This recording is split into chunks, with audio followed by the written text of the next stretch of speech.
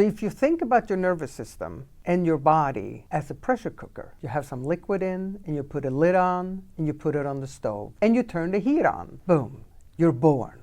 And if you consider this to be just a normal, regular nervous system, kind of on simmer, your life goes on, you have a good life.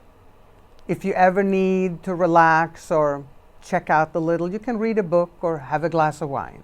But then there are those of us, including me, who had a life with much more pressure. And if you have pressure, challenges, trauma, even just overwhelming sensations in your body, then your nervous system looks more like this. You need more than a glass of wine.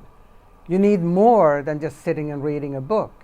You need a lot of distractions to avoid feeling what you're feeling in your body. And your thinking becomes often obsessive. So for an example, Danny, if you would put your hand back here and show that's a perfect example of an obsessive thought in a body that is just on fire. So all we pay attention to is that particular thought. And with a nervous system that is so alarmed and so tense all the time, this thought has a tremendous power over you. And even like we learn, we can replace it with a positive. I'm going to put my hand on to try to replace that thought with a positive. So I put it over here, and if you notice, I have very little power. I can't really replace it with a positive because the body is reacting and the body is on high.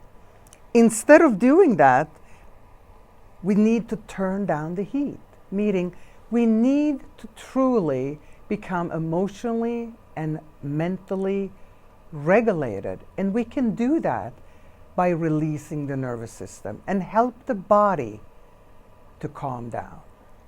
And then we're back to a normal nervous system. And as you see, the hand has no longer any effect, meaning the obsessive thought is gone. It has no power over you when you can just connect with yourself.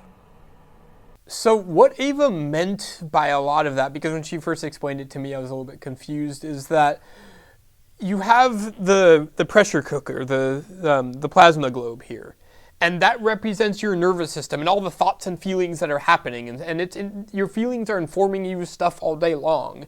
And the minute you go, whoa, hold on, stop, I can't handle this anymore, and try and push it down, that's when that actual pressure builds, and that's when it goes from a lower state where it's just hidden a few rays to and blows up because you put the lid on.